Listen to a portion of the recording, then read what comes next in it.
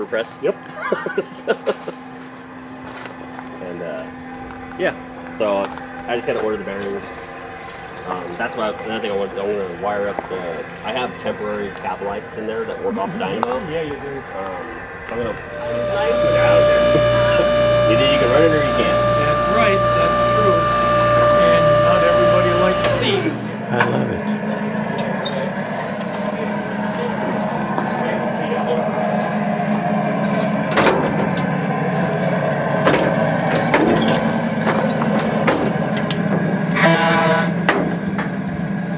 Would an engine like this cost? I'll just keep that in mind. This, to have it built now, is about $16,000, but it's highly detailed. Right.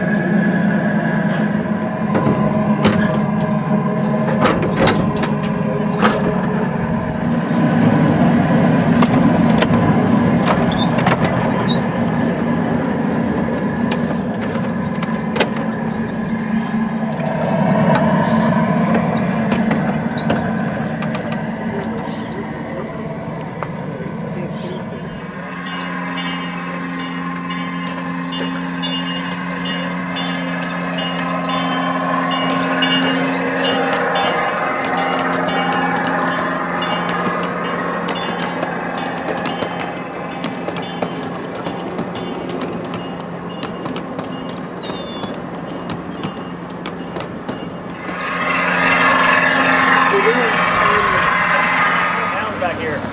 Yep, you need it. Call me fat. Improvements to them over the years, but it's got a commercial grade, engine in it. So it just runs and runs and runs. Oh, so it's on diesel or I mean, It's gas? got a gasoline. It's got a 16 horsepower V-twin in it, Okay. and then it's a hydrostatic drive. So it's got kind of like a log splitter or hydraulic, tractor transmission in it. Forward and reverse, just throttle, go, and this one has upgraded handbrake. They added rails or handrails and stuff. Some of the original ones don't come with a lot of this stuff. Oh, really? Don't come with the chains and this and stuff.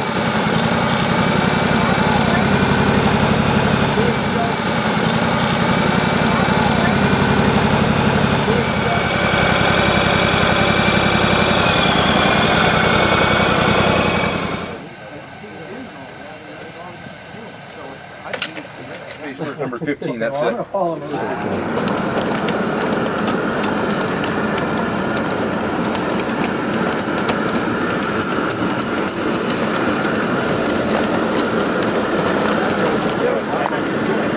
It produces more power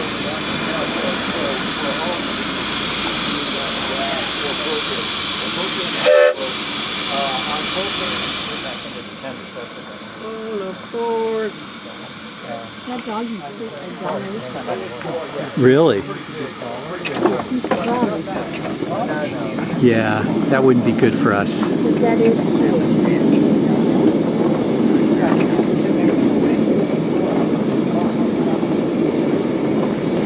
this going the same route? Probably.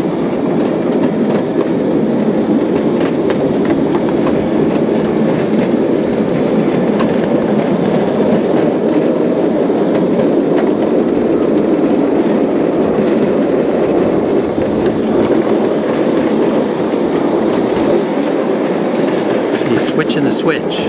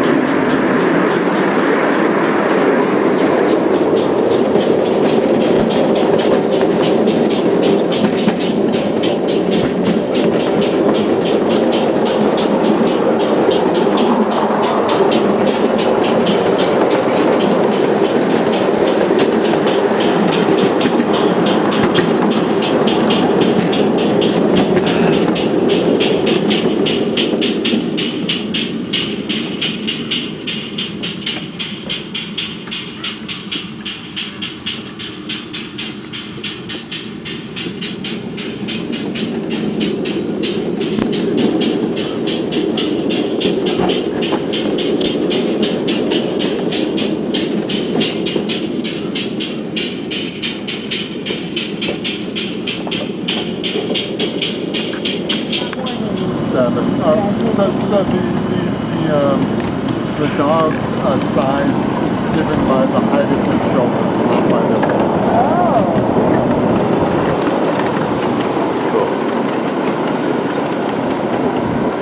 So we try and work on a couple of big projects a year, and the project that we just completed is the relocation of this car barn from another property. So we moved the car barn from about 6 or 7 miles from here and assembled it on a platform. And we sort of doubled the size of the car barn, and then to make it more interesting, the car barn, the tracks inside the car barn are curved, so it's just not a rectangular building. Yeah. And then we added this whole yard here, so we used to have a single track, and now we have two 250-foot long tracks that we can use as yardage. Wow. Because Bill will often run a train that if you put it in the main yard, it would block all the tracks. Right. We needed a place to put it off on the side. That's cool. It's only paid by us. Wow. Now, so how many members in the club? It's about 65, and like all clubs, there's probably around 20, 25 that are really active. Gotcha. And maybe 5 or 10 who really know what the hell is going on. Wow. And so like this little section of track here, it's only been here a couple of months, but it hasn't run just to the railroad because you used to have to go around the lake to get out Right. to the far end, but now we can just go this way. Ah. Well, how much land is it here? I think it's about 375 acres. So the property It's now a rainy day experience. it's almost 80. I love it.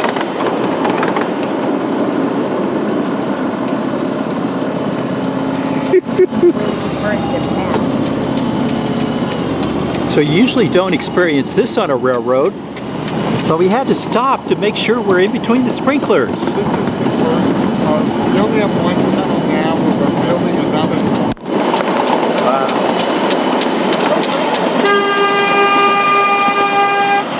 I mentioned to Elizabeth that we have a route that goes all the way back to the other side, and if you look up this hill, you can actually see a shelf, a flat spot. Right. And so the shelf is a roughly cut 6.5-foot wide place to double track, and it goes all the way from the back all the way to the front. And we're going to start building there again as soon as we come into the dry season next year. Ah. So what we've been doing now is staging materials and getting ready for the winter because, a lot of the property becomes muddy during the winter. Yeah. Still inside, right? These are all kept inside.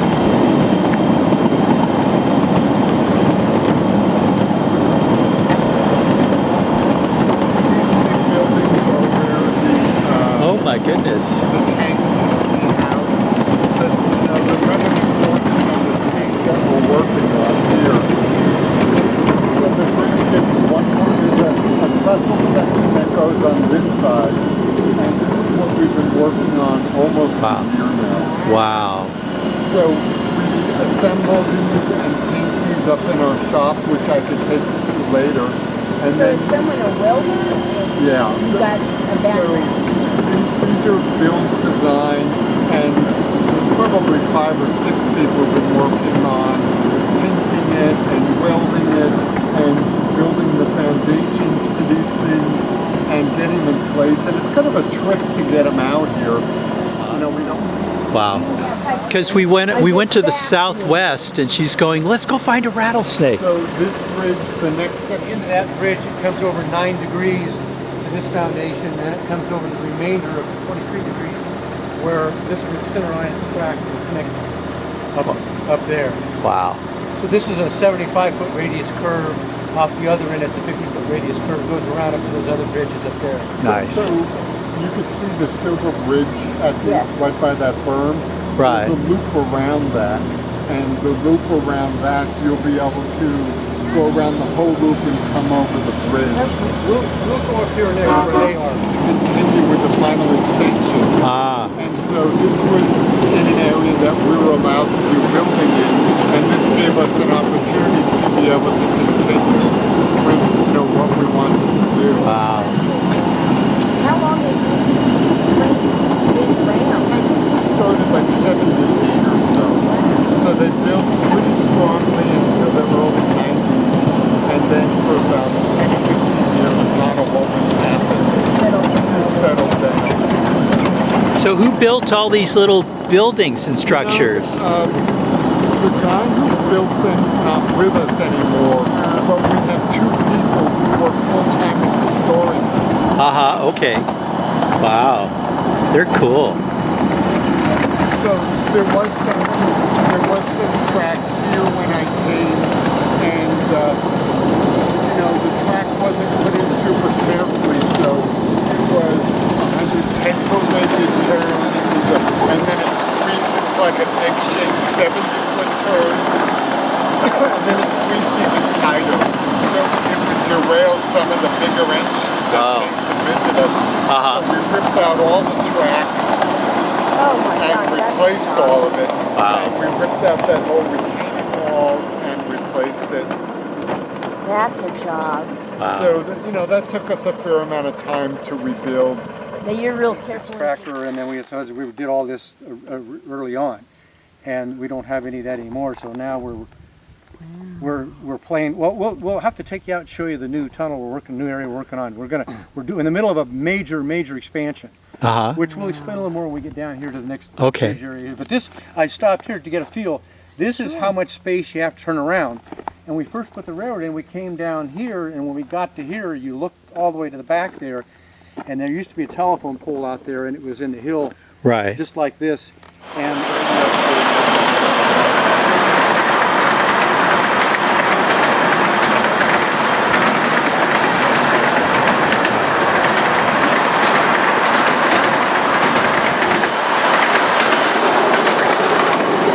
So this switch stand was installed on Thursday. This section of track, I rode on it for the first time on Thursday. Wow. So this what we call the departure track, had been sitting here parked for about 4 years untouched. they're down there where we were at the loop. Right. We'll go around the other way. Clockwise will be the normal run. Okay. And when you come up here, you come up on the track that we're on, and from this position back here, you've got a couple of choices. You can go the way we're going, which will go down underneath that bridge and out and back the way we came, or you can go to the left, and if you go to the left here, you start a climb, which will go all the way up and goes, you know, another 1,000 feet down the hill to a big wooden trestle that you'll see on the side of the lake. So yes. that's how you get there. Ah, okay. So that's all been carved, it's all been bulldozed and pioneered, but the right-of-way isn't tracked. As another alternative, if you go up there, this project that Bob talked about we're doing this year is that you'll go off on a switch behind this bridge in front of us and go around, and you'll loop around over there, and that'll put you back on this new bridge here that we're building. And then that comes back across here, and it'll curve in and it'll start right here. This then is the downhill from the far end where what we call the caboose loop. So the new loop comes back down that hill. It comes across this Camelback Bridge here and down where I'm standing. I see. And it'll Y into here. So these will both be downhill. Wow. Now, in the meantime, until that's all done, we'll allow people to come up the way we just did and actually access this and come down, in which case that silver bridge we just came across Right. will be a single track, goes two ways. So we're going to control that with a token station here. So if you come up here in a train, you come around, you stop here. If there's a token here, that means you can take it with you and you're clear to go on down the track. Oh, I see. When you get to the other end, which is where we stopped before at this Right. bridge, you put it in the box there, and if somebody is waiting there, they can't come up until Ah, they- that's they- cool. yeah, Not till so the token's available. You can control tracks like that several ways. The token is a simple, kind of a, So there's no gross way. collide. Yeah. You can control it with lights if you've Right. got all the electrical system in, Or you can call it on a clock. Sometimes they're in a clock control, and you tell for every 15 minutes or every half hour it switches. So it's, and so if you get here early, you just have to wait. Gotcha. So, but the idea behind all this is it'll kind of play with your mind and be intriguing. When you come up here, if you're a railroader, you know that our maximum grade is 2.5%. So you know in order to get up this 10 feet roughly, that you got to go, 1,000 feet to get up there. So you don't just come right up here, and that plays with your mind. But you'll also be able to see if you're coming up here, somebody could be going back on the other track down there. Somebody could be coming across here. Could be somebody on that track there. Could be somebody on this bridge underneath here, up there. Oh my word. So when we get a lot of trains running, Yeah. see, this is what HO guys do so well. Right. And some of us don't do so well, because I didn't grow up doing HO. And for a long time, this was a fun track, but it was boring because it was a great big dog bone. You go around it once, you memorized it. But now with this addition we put in here, the idea was to kind of play with your mind and make it intriguing and give you the opportunity to throw some switches and choose some alternative routes. So Yeah. with this new route we've put in here, that More operational. that kind of bridge you thing. just came up, Yep. the reason that we went to all the trouble to build that difficult bridge out there over the cliff was so that when you get down to the bottom, you're clockwise. If you go down the same double track route and you're counterclockwise, once you get to the end, you have to go all the way back to the beginning. So by crossing over, you come into the same loop. So when you get to the end, you have a couple of choices. You can come back up here, or you can go down there. When you get here, you can go down or you can continue up. When you come down from the top, because of this bridge, you can choose to go down there and back to here. You don't have to go to the bottom. You got lots of, so you can go out. Right now it takes, what, Bob, is it like 15, 20 minutes to go around normally? By the time we add that in, it'll be 45 minutes to an hour to Wow. make a single run, and you could go out and stay out for an hour and a half by doing Wow. a couple extra loops. Yeah. Take your lunch with you and what have We you. have yards and sidings planned and Yeah. passing areas so that you don't, Now, you is won't there a block the home track. base? Right. That's cool. that And so says where all there's the two trains more are on sections of the route? bridge No. that go on this side. The section that you see in place is already stable enough that we could put the decking on. We Right. just need to get the decking down there. It's in a storage building. Yeah, and the new section here, these are all 20-foot sections. This next one is a 16, and then there's about 40 feet to go to continue. This next one is an arch as well, so it'd be this big 3 arches to there, and then this next section is going to be a truss bridge across here. The other end, there's a truss bridge with the truss being on the top of it. Here, there'll be a truss bridge with the truss being on the bottom of it. So all the railroads, of course, every time they did something, every building's different, different engineer, different period. And so we like that intrigue, and I've been wanting to build an arch bridge. And so after dreaming up this idea, I said, okay, I'm going to build a big 3-arch bridge, and I kind of enjoy building the bridges. Yeah. Okay, you're a bridge man. Well, just, I want to claim my part of the bridge design. Bill said, what do you want the arches to look like? And I said, I want them to be segmented. He said, done. That's Yeah. cool. That was, yeah, that was. Oh, I see. Yeah. Yeah, I was thinking about making them out of it. We have another, what's called a bowstring truss bridge down there, which is single arch, and I was agonizing about if I have those commercially made, the arches, they're too big to come down the street, and how do you get them here and what have you? And I found a bridge I really like the design of, and I was talking to Bob and showed it to him, and he said, yes, make them in separate segments.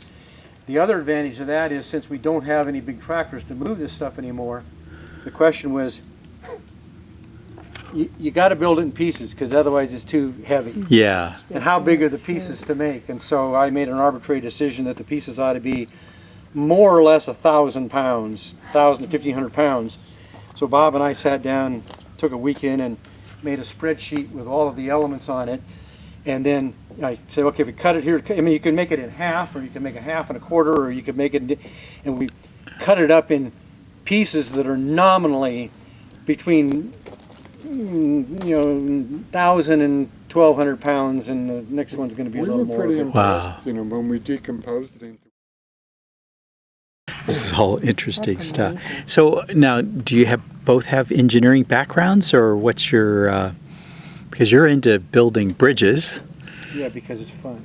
just because it's fun. My engineering background is in software. Okay, okay. But I've had trains since I was a little boy, Wow. and I've been back and forth to Montana and Chicago by train in the States. Okay. Wow. And I've got 2 degrees in mechanical engineering, but then I got an MBA and I went to work in a high-tech company, and immediately when they broke my slide rule and took away my engineering responsibility and said, you're going to manage people. So I got it.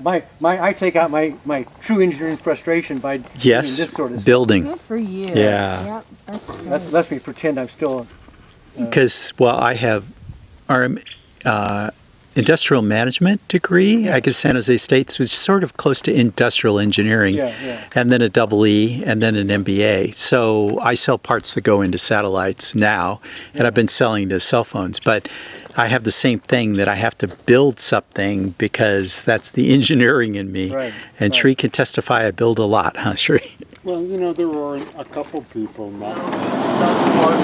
If she wants into aerospace, that's cool. We want into aerospace, not cool.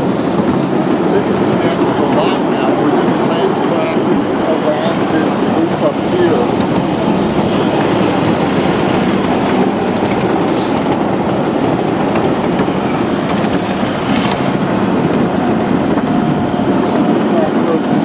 Shelves that come there.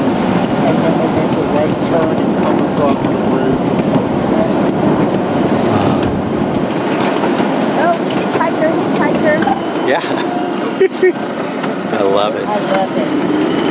Walk all the way back to the mountain. This is so cool. Nice. So I have a watch every course each Thursday, 3 miles. Great. Now we're going downhill. Try to duck it. You guys bring it up into me. Yes, yes. I'm not sure how late you're planning on staying, but we're going to be here till like 9. Wow. It's the only time of year we stay till after dark. I hope that the sailors would go out today, but just Yeah. It's okay. someone is preparing a sleeping giant window now. And it calls a passenger for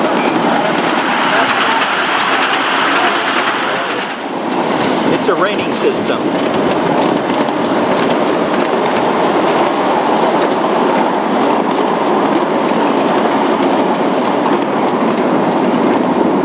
Warm out.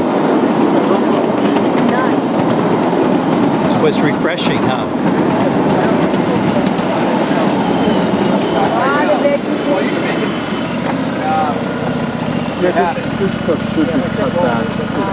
It should be cut back. It's taking over too much of the lake. Oh yeah, you can back up. Where you want to go?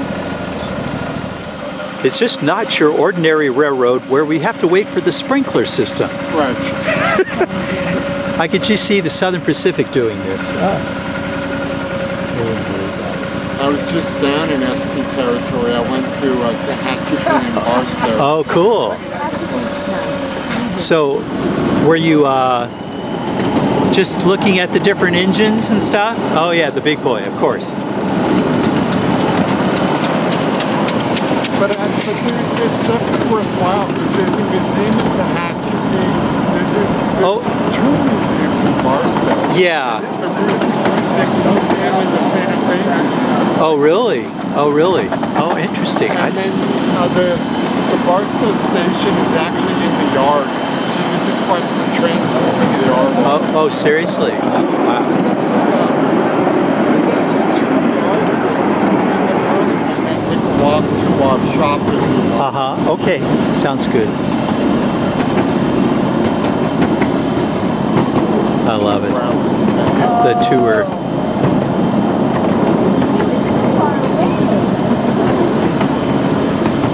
I don't need a ring doorbell. No, no. That was a good 100 pounds back here. Yep, you need it. Call me fat?